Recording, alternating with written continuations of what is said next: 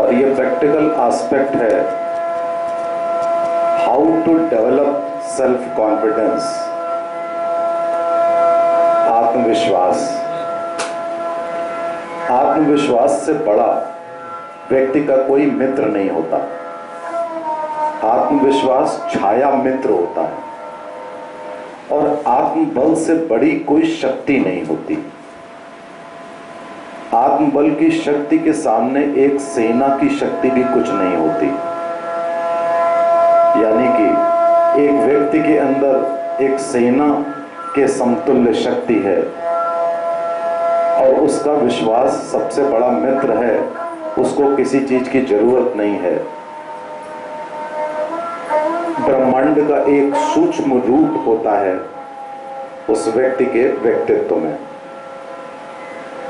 आप देखिए, कोई एक पेड़ होता है, शुरुआत में उसको उसकी देखभाल करनी होती है। धीरे धीरे जब वो पेड़ बड़ा होता है, उसका तना मोटा होता जाता है, उसकी जड़ें गहरी होती जाती हैं। फिर वो पेड़ इस पृथ्वी से कुछ मांगता नहीं है,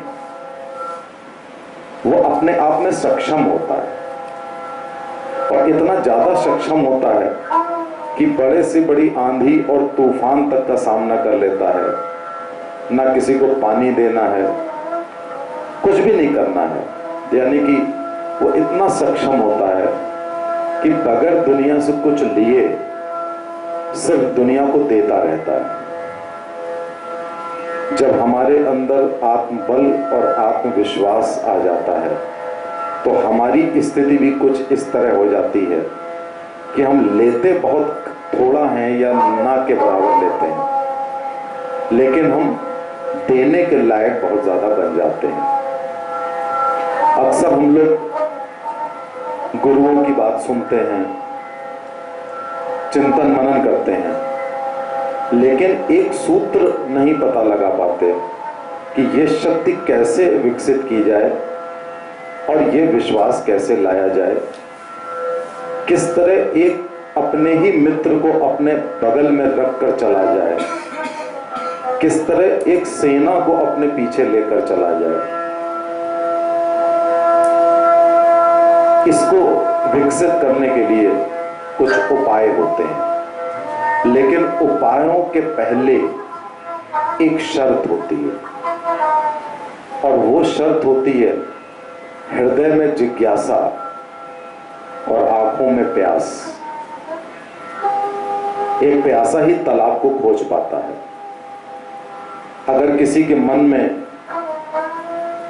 प्रयास की भावना नहीं होगी और उससे भी ज्यादा जरूरी एक खोजी आंखें और मन में प्यास नहीं होगी, तो वो ये गुण विकसित नहीं कर सकता। तो पहली शर्त है कि व्यक्ति के हृदय में जिज्ञासा और आंखों में प्यास। जैसे ही ये दो लक्षण आते हैं तो मनुष्य के मन में विचारों का मंथन शुरू हो जाता है। उसके अंदर कल्पनाशीलता जागृत हो जाती है। कल्पना मनुष्य का लक्षण है। जीवों में, जानवरों में कल्पना बहुत कम होती है। हम जितना विकसित होते हैं, समझ लीजिए हमारे मन में कल्पना उतना ही ज्यादा पांव पसार रही है। जैसे ही इस कल्पना का उदय होता है, विचारों का मंथन होता है, तो हमारे मन में कौतूहल होने लगता है, हमारा मन विचलित होने लगता है। उसी समय आवश्यकता होती है अपने विचारों को एक गति देने की और उनको एक दिशा में मोड़ने की। यहीं पे कुछ लोग असफल हो जाते हैं। यहीं पे एक कंफ्यूजन आ जाता है, व्हाट नेक्स्ट, आगे क्या करना है। इसके आगे की बात अगर समझ में आ जाए तो समस्या हल हो जाती है। यह जीवन हजारों दिनों में विभाजित है। प्रत्येक दिन एक जीवन होता है जिसमें प्रातः काल हमारा जन्म होता है और रात्रि में एक किस्म की मृत्यु होती है। तो यह अस्थाई जन्म है, अस्थाई मृत्यु है और हर दिन अलग होता है। तो हमें अपने मन में यह एक विश्वास जमाना होगा कि हमें प्रत्येक जीवन में, प्रत्येक दिन में जो जीवन मिला है उसको किस तरह उसका उपयोग करते हुए आगे बढ़ना है। और ये आत्मविश्वास और आत्मबल की चरम सीमा अपने व्यक्तित्व में लानी है। प्रातःकाल जैसे ही जन्म होता है व्यक्ति का, तो जब आप उठते हैं उस समय एक 5 मिनट की ध्यान क्रिया हो, जिस ध्यान क्रिया में यह चिंतन मनन करना होगा कि हमें आज का जीवन, सिर्फ आज का जीवन कैसे बिताना है, हमें क्या करना है। और हमारी सोच 3 बिंदुओं पर टिकनी चाहिए। ये 3 बिंदु हैं: विचारों की शक्ति, दूसरा एक स्वस्थ और प्रबल शरीर, और तीसरा प्रेम और दया से भरा हुआ हृदय जो हमें आध्यात्मिकता की ओर ले जाता है। इन 3 बिंदुओं पर हमें एक दिन के तीनों प्रहर में चिंतन मनन करना होगा। इन 3 बिंदुओं से व्यक्ति में पूर्णता आती है।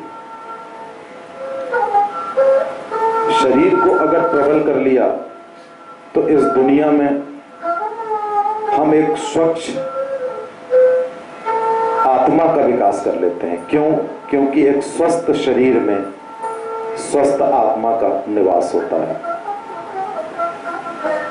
सुबह हमें चिंतन मनन में यह सोचना होगा कि हमारा आहार कैसा हो, हमारे शरीर को चुस्त रखने के लिए व्यायाम कैसा हो, हमारा आहार प्राकृतिक हो, अल्पाहार हो, कम आहार हो, भोजन के प्रति हमारे मन में लालच या एक ऑब्सेशन ना हो, ये विचार लाने होंगे। और विचारों के मंथन के लिए लगातार हमारे मन में कल्पनाशीलता बनी रहे, इसका प्रण करना होगा। और अपने साथ दया और प्रेम का भाव लेकर चलना होगा। अगर एक दिन के तीनों प्रहर में हम इन 3 बिंदुओं पर विचार कर लेते हैं तो हमारा मानसिक विकास लगातार होता रहता है। जब हम अपना दिन शुरू करते हैं और सारा कार्य करते हैं तो एक बड़ी प्रैक्टिकल सी बात आपको बताते हैं कि दिन में सुबह से लेकर शाम तक आधा पौना घंटा आपको अस्थाई एकांतवास में बिताना चाहिए। इसको आप आज से ही करके देखिए। प्राचीन काल में ऋषि मुनि एकांतवास में रहते थे और उनके अंदर बहुत गहरी चेतना का विकास हो जाता था। अगर हम दिन भर नहीं, सिर्फ आधे पौन घंटे अपने को एकांतवास में कर लें। लेकिन शर्तें क्या हैं? शर्त यह है कि उस एकांतवास में आपको आलस नहीं करना है, आराम नहीं करना है, सोना नहीं है। वो आधे पौन घंटे का जो पीरियड है वो सबसे ज्यादा क्रियाशीलता का समय है। ऐसा नहीं कि उसमें आप आराम से बैठकर आप खाली बैठ गए और आपने कह दिया कि हमने एकांतवास कर लिया। ये बिल्कुल गलत है, इसलिए मैं सावधान कर रहा हूं। आधे पौन घंटे का समय दिन में ऐसा करिए जिस समय आपका मोबाइल ऑफ हो, कोई शोरगुल ना हो, आप जहां बैठे हों वहां थोड़ा सा अंधकार हो, लेकिन आपका मस्तिष्क और हृदय बहुत एक्टिव हो। इतना एक्टिव हो कि आप सिर्फ ध्यान मग्न हो, और अगर आपको जरूरत पड़े तो आप उन विचारों को एक पीस ऑफ पेपर पर ट्रांसफर कर लें। इसको ट्रांसफर ऑफ इंटेलेक्ट कहते हैं। अक्सर हमारे मन में विचार आते हैं और अगले क्षण गायब हो जाते हैं। आजकल बहुत सारी डिवाइस हैं, अगर उन डिवाइस पर हम इंटेलेक्ट ट्रांसफर कर लें, कागज पर ट्रांसफर कर लें, तो आपके पास एक विशाल संग्रह हो जाएगा विचारों का, और बाकी जो विचार हैं वो आप ध्यान मुद्रा में सोचते रहिए। इस विचारों के मंथन से आपके अंदर विचारों की शक्ति पैदा होगी। सिर्फ आधा पौना घंटा, इससे ज्यादा नहीं, लेकिन एक क्षण की भी डिस्टरबेंस नहीं होनी चाहिए। किसी को मालूम ना हो आप कहां हैं। और जब ये ध्यान मुद्रा में आप विचारों की शक्ति पैदा कर लेते हैं, तब समय आता है उन विचारों की शक्ति को अपने आचरण में झोंक देने का, जिससे आचरण की शक्ति हमारे अंदर पैदा होती है। क्योंकि केवल विचार पैदा कर लिए ध्यान मग्न होकर उतना काफी नहीं है। किसी को क्या मालूम आपके मन में क्या विचार है। लेकिन विचारों की जो ये मंथन है, इसमें वो 3 बिंदु हमेशा होने चाहिए, और उसके बाद जो आपका आचरण है आम लोगों के सामने, उसमें भी ये 3 बिंदु जरूर होने चाहिए। आप देखेंगे कि उस आचरण से आपके अंदर आत्मबल और आत्मविश्वास धीरे धीरे क्रिएट होता चला जाएगा। रात्रि का जब समय आता है तो फिर 5 मिनट के मंथन की जरूरत है। एक मंथन सुबह हुआ था प्रातःकाल, एक आधा पौन घंटा दिन में हुआ था, एक 5 मिनट का रात्रि में। मैं केवल टोटल 24 घंटे में 1 घंटे का आपसे समय मांग रहा हूं। बाकी 23 घंटे आपको जो करना है वो आप करते ही हैं। रात्रि के समय जो विचारों का मंथन है, उसमें थोड़ा सा अध्यात्म का एक पुट लाना है।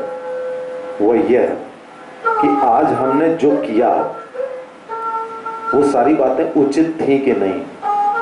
हमारे आचरण में अहंकार, लालच, भ्रष्टाचार तो नहीं था।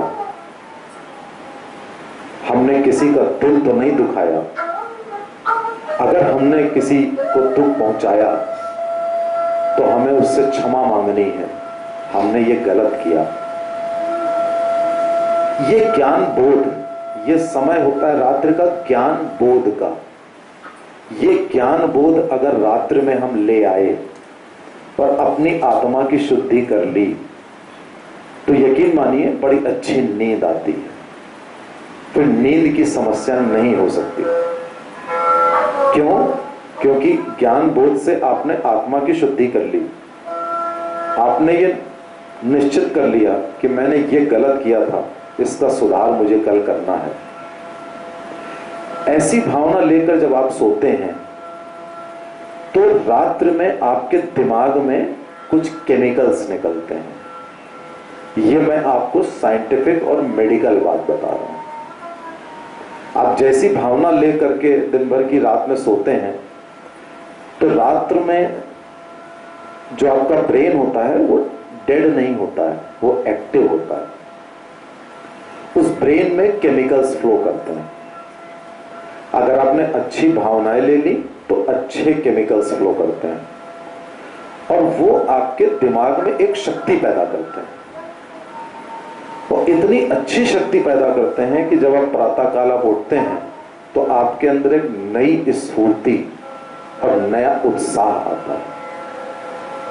उत्साह जीवन है, निराशा मृत्यु है। अगर रात्रि में ज्ञान बोध नहीं किया, दिन भर चिंतन मनन नहीं किया, जो हो रहा था होने दिया, फिर सोए, तो दिन की घटनाओं के अनुसार आपके दिमाग में केमिकल्स निकलेंगे। वो केमिकल इतने स्वस्थ नहीं होंगे, ना आत्मविश्वास पैदा होगा, ना आत्मबल पैदा होगा, ना ही विचारों की शक्ति पैदा होगी, क्योंकि आपने केमिकल्स की डायरेक्शन बदल दी, केमिकल्स की मात्रा बदल दी, केमिकल्स का रूट ही बदल दिया। तो रात्रि के समय अगर आपने ये काम 5 मिनट में कर लिया बगैर किसी डिस्टरबेंस के, रात अच्छी हो गई और प्रातः काल से फिर वही क्रम दोहराना शुरू कर दिया। पूरे जीवन में हजारों दिन हैं, यकीन मानिए अगर आपने 3 महीने भी प्रतिदिन ये दिनचर्या कर ली तो आपके अंदर विचारों का भंडार होगा, विचारों के भंडार से ज्ञान का उदय होगा, और जब ज्ञान का उदय आप अपने आचरण में लाते हैं तो संवाद का उदय होगा। Communication, the art of communication. Communication की आर्ट जब आपके अंदर आ जाती है तो समझ लीजिए 90% आपके अंदर सेल्फ कॉन्फिडेंस आ गया, आपके अंदर आत्मबल आ गया, क्योंकि विचारों की शक्ति के आगे एक सेना की शक्ति कुछ नहीं है, सब कुछ दिमाग में है, दिमाग की ताकत में है, शारीरिक ताकत सेकेंडरी। ये दिनचर्या अगर आप अपनाएंगे तो धीरे धीरे आपकी पात्रता और योग्यता बढ़ती जाएगी। पात्रता बोलते हैं, हर व्यक्ति की एक पात्रता होती है, उस पात्रता के अनुसार जब वो इच्छाएं करता है तो ये एक वाजिब बात होती है, एक सही बात होती है। और जब वो पात्रता के आगे लक्ष्मण रेखा लांघ कर इच्छाएं करता है तो उससे लालच, बेईमानी और भ्रष्टाचार का उदय होता है। तो बजाय लक्ष्मण रेखा लांघने के अपनी पात्रता को बढ़ाते जाओ।